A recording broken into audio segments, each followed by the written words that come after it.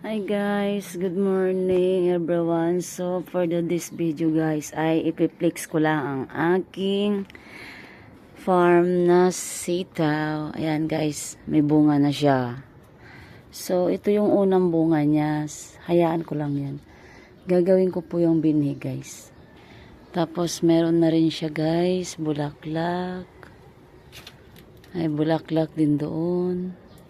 Diba guys? Oh. Ayan. Sitaw. Ang kalabasa ko.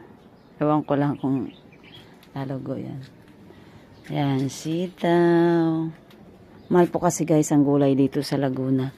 Ayan guys, meron na naman siyang bulaklak. So, ayun pa. Ito, sisimula na naman. Diba guys? Ayan. Thank you for watching.